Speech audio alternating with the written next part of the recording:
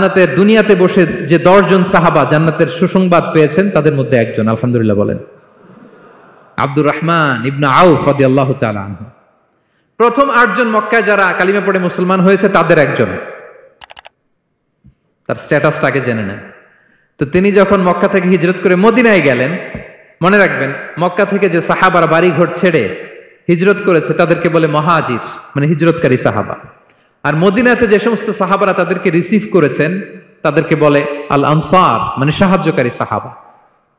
তো যারাই হিজরত করে মক্কা থেকে মদিনায় যেত, বিষ্ণু ইসা ইসলাম মদিনার কোন সাহাবীর সাথে তার ভাই পাতিয়ে দিতেন, আল মুআখাত, ব্রাদারহুড করে দিতেন, দায়িত্ব দিতেন যে তুমি এই সাহাবীকে দেখবে।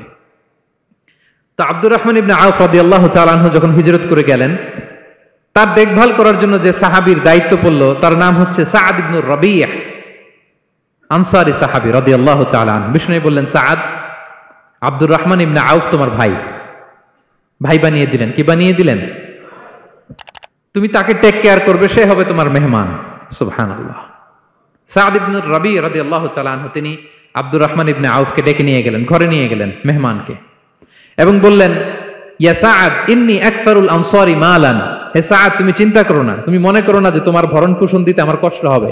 আমি মদিনার সবচাইতে বড় বিজনেস ম্যাগনেট, সবচাইতে বড় বিজনেস ম্যাগনেট আমি। No tension, don't worry about ইট।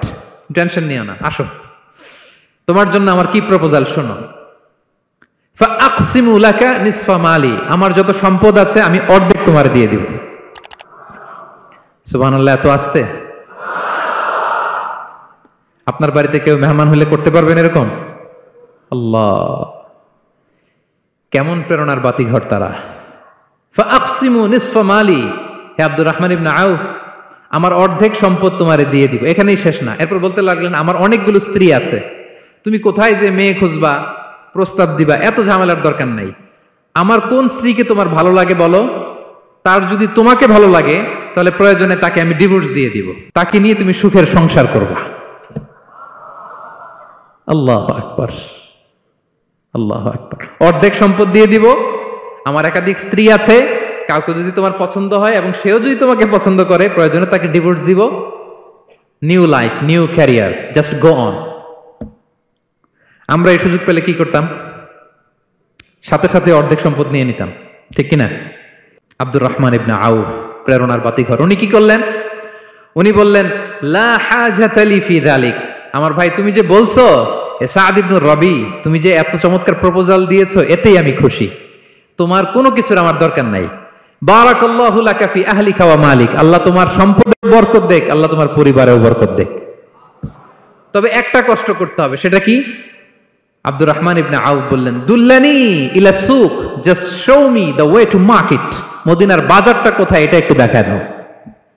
আমি নতুন মানুষ, পথঘাট চিনি না। দুল্লানি ইলা সুক, just show me the way to market of Medina. মদিনার বাজারটা কোন রাস্তা একটু দেখায় দাও।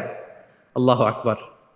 সাআদ ইবনে রাবি বললেন, এই তো মদিনার বাজার। উনি যে কিছু ঘি কিনলেন, পনির কিনলেন, কিনে বিক্রি করলেন, প্রফিট করলেন। ওই প্রফিট দিয়ে আরো বেশি করে কিনলেন, আবার বিক্রি করলেন, প্রফিট, আবার বিক্রি করলেন, প্রফিট। এই কেনা বেচা করতে করতে 1-2 মাসের মধ্যে উনি মদিনার one of the biggest business magnate হয়ে গেলেন। আল্লাহু আকবার। কি হাড় ভাঙ্গা পরিশ্রমই না তারা করেছেন।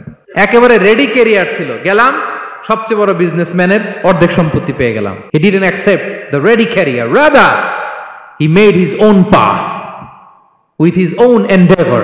নিজের চেষ্টায়, নিজের পরিশ্রমে, নিজের ঘাম ঝরিয়ে নিজের ক্যারিয়ার তৈরি করেছেন। চিল্লায় বলেন ঠিক কিনা? This is the biography of Abdul Rahman ibn Auf radiyallahu ta'ala anhu.